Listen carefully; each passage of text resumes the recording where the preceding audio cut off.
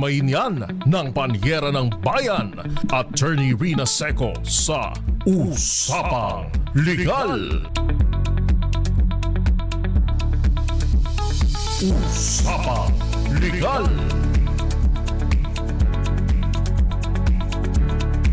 Usapang Legal. Magandang gabi Pilipinas, ito po ang DZRH Usapang Legal kasama ang Panyera ng Bayan, Attorney Rina Seco para sa DZRH. Una sa Pilipinas, una sa Pilipino. Usapang Legal. Kumusta po kayo ngayon? Hindi ko alam kung mainit ba o malamig na. Maaga kasi akong pumasok ngayon, hindi ko na malayan eh. Pero unti-unti na pong nag-uulan sa iba't ibang panig ng bansa. Kaya naman na matapos, hindi pa tapos ang init pero nakararanas na tayo ng mga pagbaha sa iba't ibang lugar, hindi lang dito sa Metro Manila. Kaya manatili po ang ating pag-iingat at syempre pa, paalala po natin vitamin C at kumain ng healthy kung meron pa tayong pangkain. Usapang Legal. Anyway, samahan niyo po ako hanggang 7:30 ng gabi. May kinalaman po sa current event ang ating pong talakayan tonight. Dahil kahapon kanina lumabas yung mga balita at yung mga pahayag ni arrested Senator Jinggoy Estrada, no? Dahil sa ang sinasabi niya ay ipinag-utos na daw niya, nagbigay na daw siya ng instructions, no? Na i-hold ang kanyang sweldo bilang senador. Usapang Legal. Dapat ba tayo magpasalamat kay Senator Jinggoy Estrada? So ang tanong, dapat pa bang may sweldo ang isang opisyal ng gobyerno na ipinaaresto na ng Sandigan Bayan dahil sa kasong plunder? Yan po ang ating tatalakayan. Of course, bibigyang pansin din po natin ano ba yung pagkakaiba ng ombudsman at ng Sandigan Bayan. So ito po ay marami ang hindi nakababatit. Ano nga po ba ang mga functions nitong mga ito? Ito bang Sandigan Bayan ito bang ombudsman pwede bang mag-aresto, no? Ano ba ang pagkakaiba ng ombudsman at ng Sandigan Bayan? Usapang Legal. Mag-digress muna tayo sa usaping lupa. Bagaman at ito ay hindi malapit sa sikmuran ni Juan de la Cruz, may epekto pa rin po ito dahil ang mga katiwalian sa gobyerno, no? Ang mga katiwalian sa gobyerno na supposedly ina-address ng ating pamahalaan, no? Kaya malaki rin po ang epekto nito, no, sa ating ekonomiya at sa ating pang-araw-araw na buhay, no?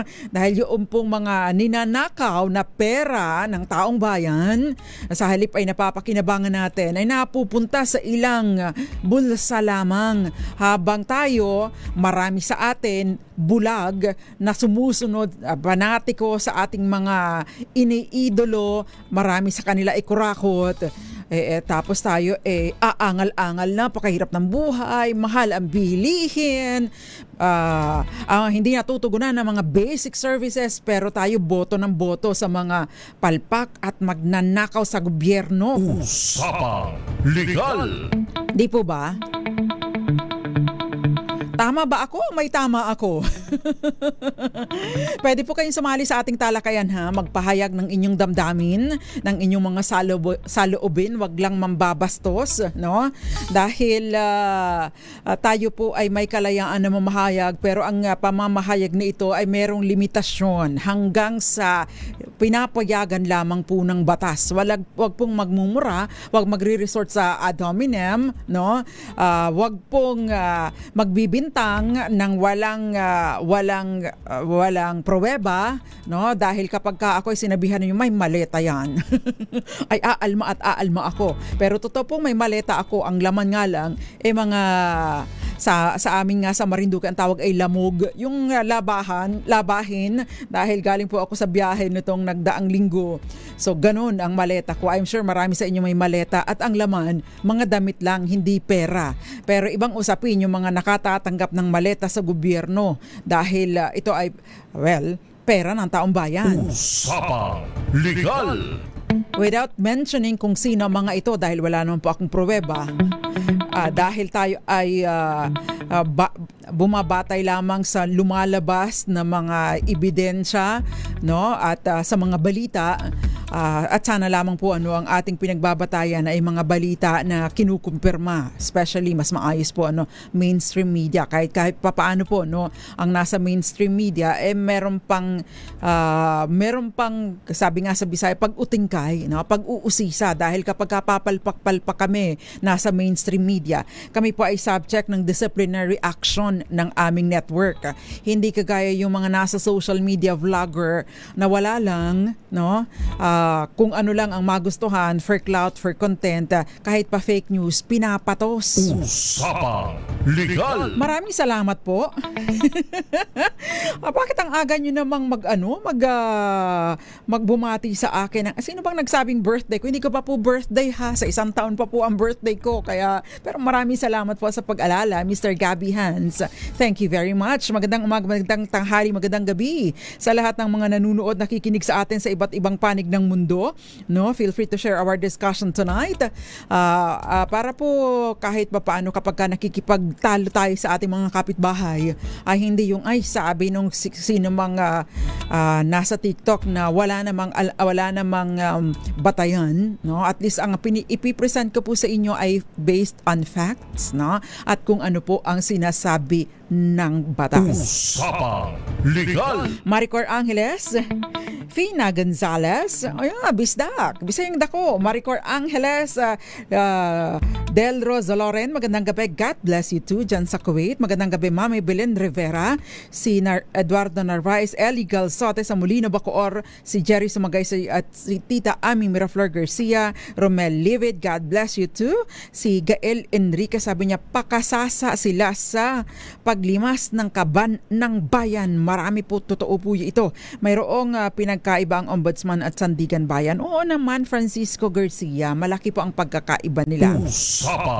Legal. Ayan. So, bago po tayo sumagot doon sa kung dapat pang kung may sweldo pa ba ang isang opisyal ng gobyerno na ipinaaresto ng Sandigan Bayan dahil sa kasong plunder, kung dapat pa tayo magpasalamat kay Jenggoy Estrada o hindi.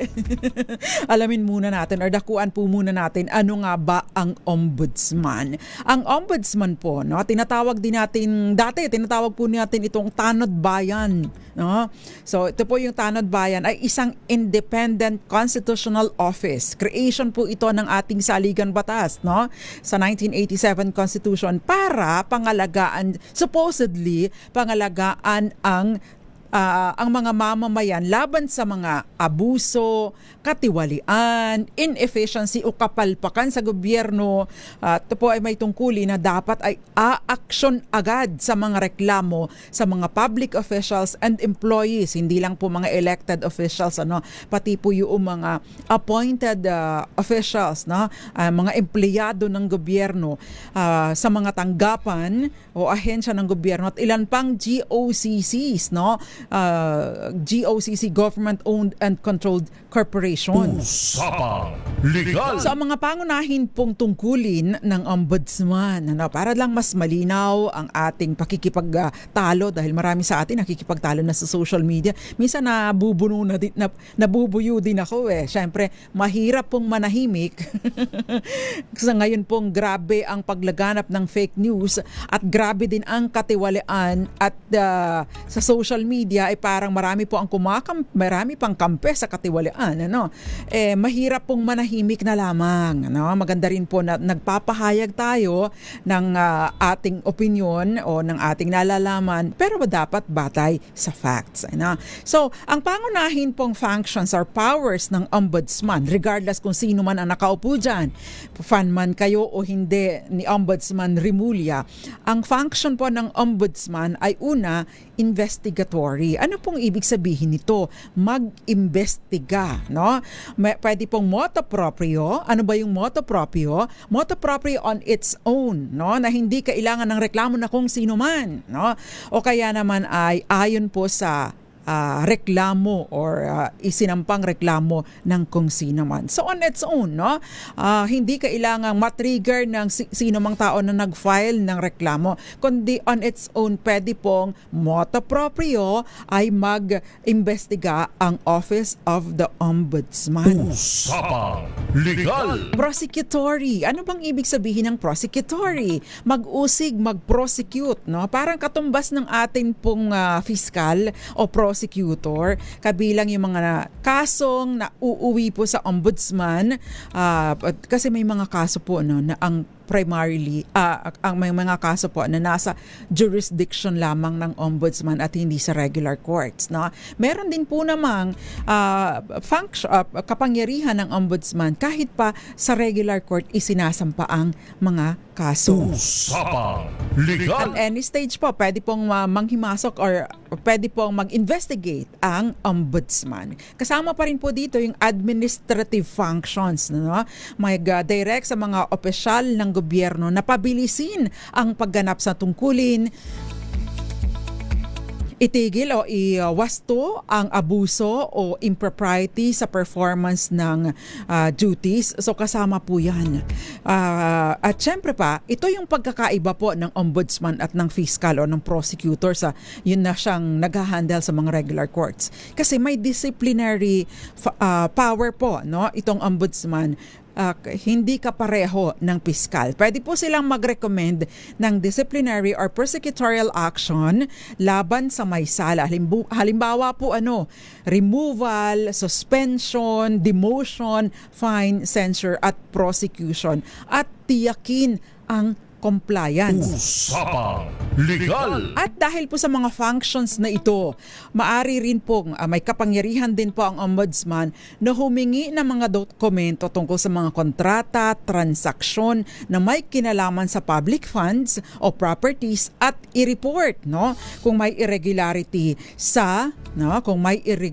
po sa COA. Ayan, maari din humingi ng assistance at impormasyon mula sa anumang government agency at mag-examine ng mga records at documents kung kinakailangan. Usapang Legal. Maari din po silang mag-publicize, no, ng mga matters covered ng kanilang investigasyon kung pinapayagan po ng circumstansya, with due prudence of course, at tukuyin ang kaso ng inefficiency, red tape, mismanagement, fraud, corruption at magrekomenda ng mga remedies, no, para maalis ito at mapataas ang standards of ethics and efficiency. Usapang Legal. In short po, kung tumutupad ng maayos, no, at maayos ang pag-iral ng ating ombudsman, I'm not saying hindi maayos ang pag-iral ng ating kasalukuyang ombudsman, but in general, kung maayos sana po ang pag-iral ng ombudsman, they will be very busy, no? At syempre pa dapat ay naa-address yung mga pumapalpak sa kanilang tungkulin. Ayan. Usapang Legal. So again, maisa-sum up po natin into 4, no, itong mga functions ng ombudsman. Una, yun pong investigative, mag-imbestiga, no, mag-inquire, prosecutorial, mag-usig, administrative, no, i-push na mag-function kayo, no? Ayusin mo ang trabaho mo. Syempre, yun pong disciplinary, no, at administrative at disciplinary. Usapang Legal. Okay, so yan po yung to sum up, no, yung mga basic functions ng Office of the Ombudsman. So saklaw po ng na pwedeng imbestigahan ng ating ombudsman yung mga opisyal at empleyado ng gobyerno, kabilang na po yung mga taga GOCC, government owned and controlled corporation. Usapang Legal. Ang tanong, may kapangyarihan bang mag-issue ng warrant of arrest ang ombudsman? The answer is, wala po. Ang Office of the Ombudsman po ay hindi nag-i-issue ng warrant of arrest.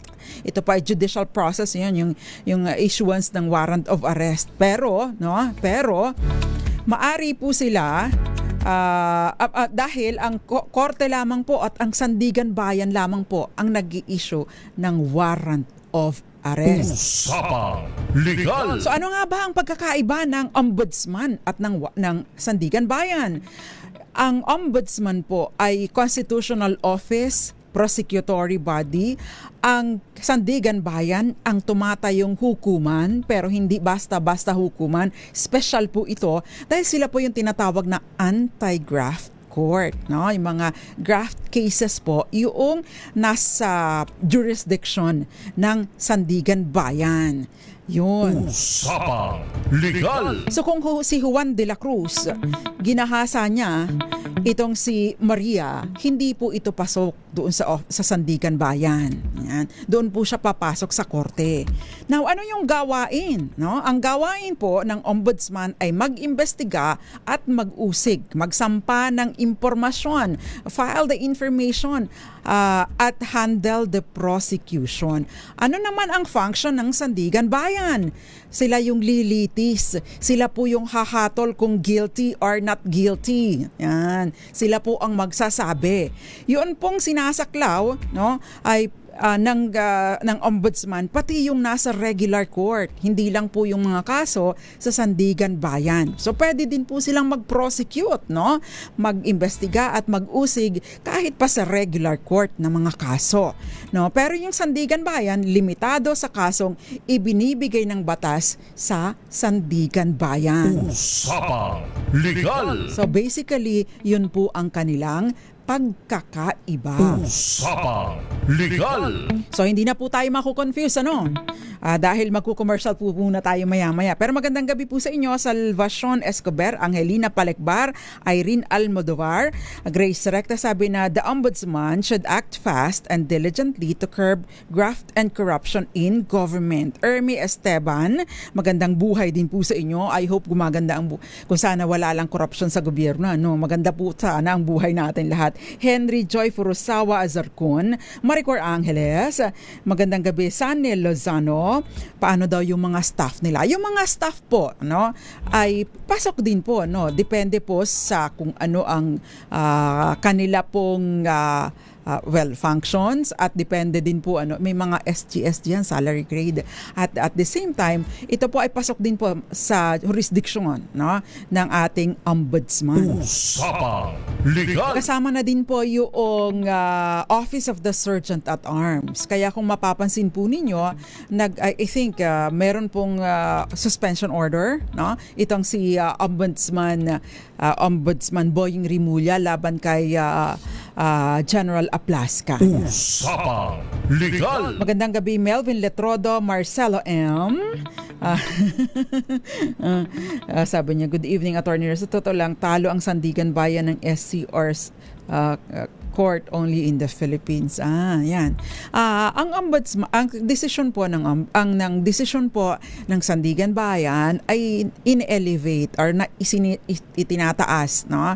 Kung halimbawa may mga apela, itinataas po ito sa Supreme Court. Magandang gabi, Melvin Letrodo at Tatay Nalding, gayon din sa iyo, Teresita Atienza, Mr. Gabby Hans 18. Thank you very much sa pagbate. Usapang Legal. At yung iba pa po, no, marami pong salamat sa mga advance na birthday greetings, pero hindi ko pa po birthday. Magbabalik po tayo. Mamaya po pala, tatalakayin po ano yung naging kinahinatnan, no?